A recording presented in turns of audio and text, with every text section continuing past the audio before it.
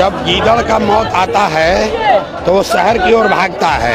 जब गीदड़ का मौत आता है तो वो शहर की ओर भागता है।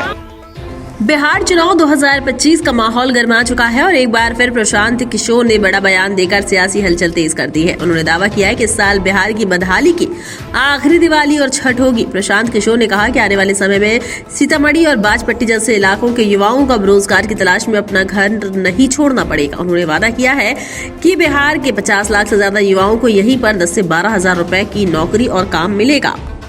पीके ने साफ शब्दों में कहा कि संजय जायसवाल को पता ही नहीं है कि किससे उलझ रहे हैं। पीके यही नहीं रुके, उन्होंने सीएम नीतीश कुमार को मानसिक रूप से बीमार कहा।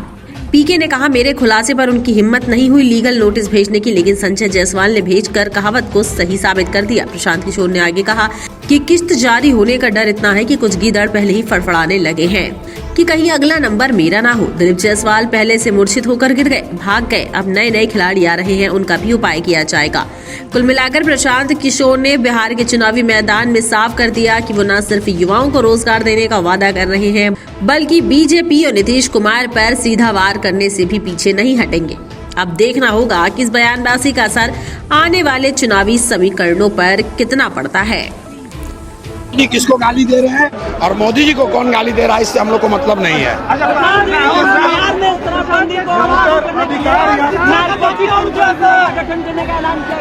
मेरे भाई अभी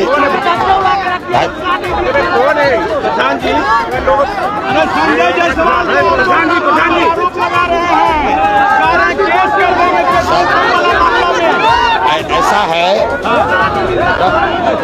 जब गीदड़ का मौत आता है तो वो शहर की ओर भागता है, और जब संजय जायसवाल जैसे लोगों का दुर्दिन आना होता है तो हमारे जैसे लोगों से उलझने का कोशिश करते हैं।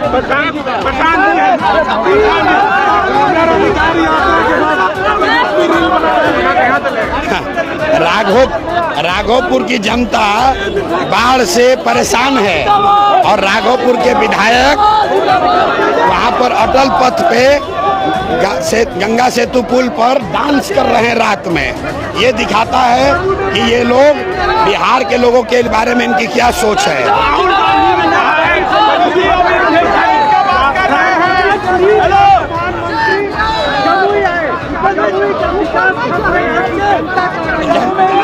आज जनता ने कह दिया कि मोदी को एक भी वोट यहाँ से नहीं देंगे।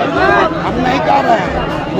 यहाँ जमुई स्टेडियम में जुटे हुए हजारों लोगों ने कहा कि मोदी को वोट नहीं देंगे, इसलिए नहीं देंगे कि वोट आप ले रहे हैं बिहार में और फैक्ट्री लगा रहे हैं गुजरात में। जमुई के लड़के गुजरात में जाकर मजदूरी कर रहे हैं, ये हम लोग को मंजूर नहीं है।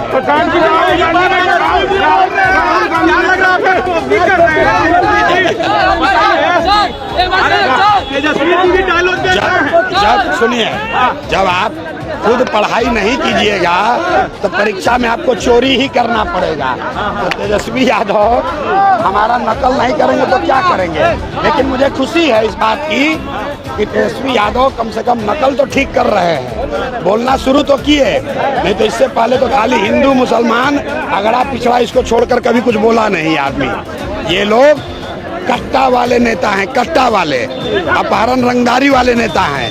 इनको प्रशांत किशोर और जनसुराज की ताकत है कि इनको भी पलायन पर, शिक्षा पर, रोजगार पर, फैक्ट्री पर बोलने के लिए मजबूर होना पड़ा है। ये जनसुराज की ताकत है कि आज यहाँ के बुजुर्गों को 400 नहीं 1100 पेंशन मिल रहा है। ये जनसुराज की ताकत है कि आशा का मानदेय बढ़ गया, रसोईया की सैलरी डबल हो गई। ये हम प्रशांत किशोर की ताकत नहीं है, ये लोगों की ताकत है। अभी तो ये शुरुआत है, आगे आगे देखो होता है क्या। अब बिहार के युवाओं का भविष्य बिहार में तय होगा।